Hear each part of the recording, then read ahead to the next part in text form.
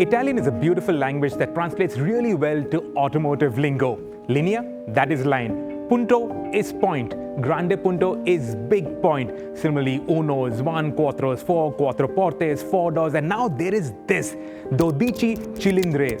That translates into 12 cylinders, and that is what Ferrari's new V12 two-seater Berlinetta is. The Ferrari 12 Cilindri, the Ferrari 12-cylinder.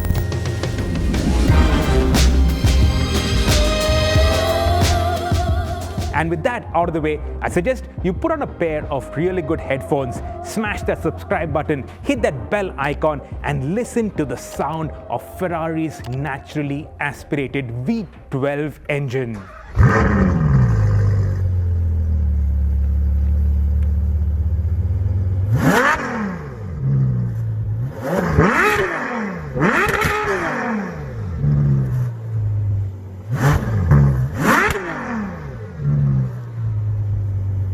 Enzo Ferrari once said that the 12-cylinder is the original Ferrari.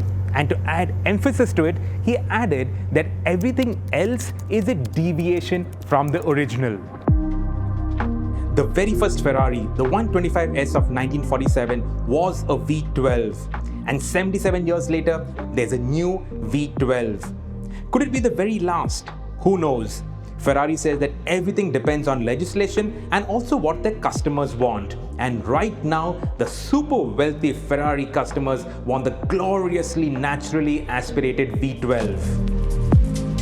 The engine has been taken from the 812 Competizione, competition in English, but it has been heavily reworked to meet current and future emission norms. But the headline still remains the rev limit. This is a 6.5-liter V12 engine, naturally aspirated, and it screams up to 9,500 RPM. That's insane. Let's listen to it once again.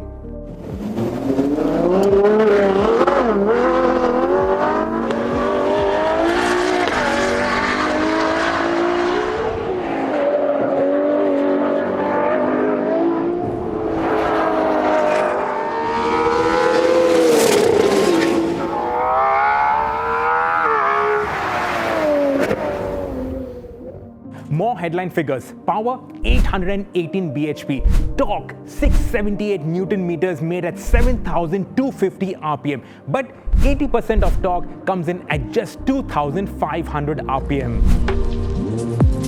There's aspirated torque shaping in third and fourth gears that enhances the torque usability, but this is different from what Ferrari does on their turbo engines. Specific output is 126 bhp per litre, a record for such a large capacity naturally aspirated non-hybrid engine. Titanium conrods reduce weight by 40%. Piston weight is down 20%. Crankshaft weight is down 30%. There's Formula 1 inspired tech like the sliding finger followers, hydraulic tappets, and DLC cylinder lining. And there's a new 8-speed twin-clutch DCT transmission that has 30% quicker shift times. It shifts like a gun, says Ferrari. Gian Maria Fulgenzi, Chief of Product Development, says, test a V12 one time in your life, otherwise it is not a life. It will be a couple of months before we test it, which gives us the opportunity to drool over the styling, which Flavio Manzoni, Chief Design Officer at Ferrari, says was born from a dream. It took 4 years and marks a new era for the prancing horse. Manzoni cites the space age, sci-fi, and aeronautics as inspiration for this, a new era in Ferrari's design language. He also cites beautiful products of the 60s and 70s, and one of the most beautiful, most iconic cars of that era was the Ferrari Daytona. It was never officially called Daytona. It was a 365 GTB4, but the wedge shape, that mask on the nose, all of it harks back to that original iconic design. The bonnet also draws inspiration from that iconic past. It hinges at the front and it opens up to reveal this fantastic, this beautiful engine. This shape, it's called Cofango. It is a massive bonnet, and once it lifts up, you see the crackle red finish on the V12 head. Testarossa, red head, translates literally.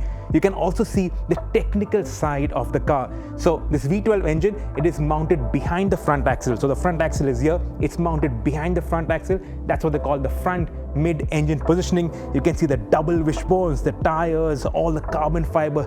This is gorgeous. The body is aluminum, not carbon fiber, but recycled aluminum. And Ferrari says that saves 140 kilos of CO2. The wheels, these are 21-inch wheels, and these are machined from a single block of metal. The entire body is also all new, the chassis is new, and the key figure is that the wheelbase has been reduced by 20 millimeters. 20 millimeters?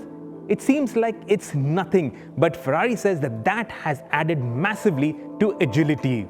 Like the 812 Competizione, this also gets rear wheel steering. But unlike the other cars that we know of, where when the front wheels turn, that's when the rear wheels turn. But here, the rear wheels turning is independent of the front. So for instance, when you're going in a straight line, your front wheels are obviously pointed straight, but the rear wheels minutely keep adjusting to add to straight line stability. And of course, they increase the agility around corners. The single blade design that emphasizes the width of the car. These tail lamps, they also hark back to the original Ford round tail lamps, but obviously it is heavily modernized. And then this is a very cool aeronautic inspired trick. These are the movable aero flaps. The center wing stays static, but these move and then it shifts from a high downforce to a low drag setting depending upon the speed. At 250 kmph, you have 50 additional kilos of rear downforce.